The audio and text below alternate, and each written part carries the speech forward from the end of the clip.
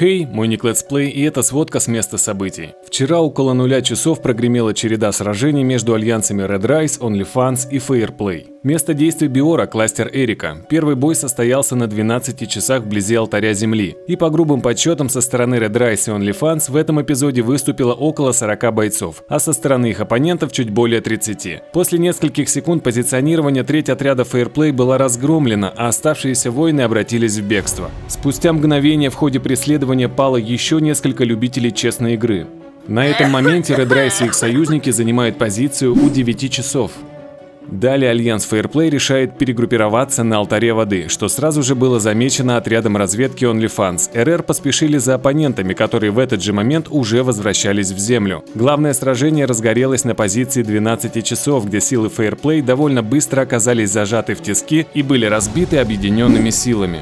Едва упал последний боец оппонентов, как землю сотрясло появление Нормуса.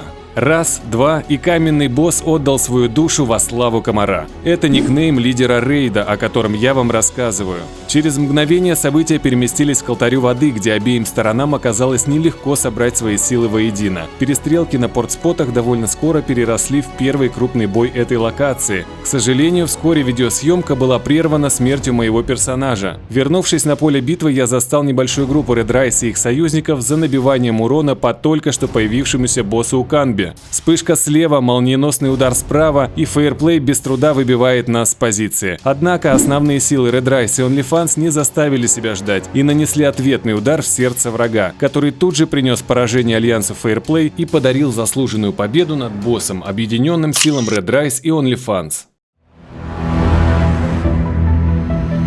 Сотни игроков запомнят минувшее 7 января не только как праздник Рождества, но и как первое масштабное сражение новоиспеченных коалиций. Поводом стал древний гигант Кустер, за которого в противостоянии столкнулись жители кластеров Эрики и Леоны. Описываемое событие примечательно новыми засосами, то есть временными союзами.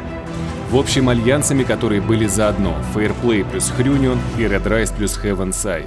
Докладываю как очевидец. Сначала мы долго путались по поводу ТП. Как зайти, куда зайти, как будет на английском Восток. В итоге мы потеряли на этом немало времени и процентов. Постояли на ТПшках, отыгрались на залетающих бедолагах за смерти. Однако это было только началом.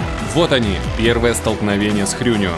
Остров древних, позиция на 18 часов. Около 30 бойцов с каждой из сторон. Бой. И мы буквально проходимся по оппонентам навстречу новым союзникам. Внезапно голосовой чат прерывает сообщение: «Вары, сзади!» И тут я поворачиваю камеру.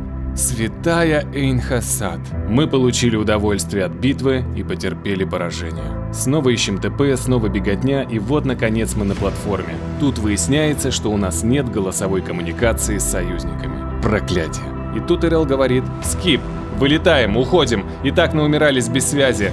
Таким образом, Кустер по праву достался коалиции Fairplay плюс Хрюнион. Поздравляем! Увидимся в следующий раз, в лучший для нас день, и еще сразимся.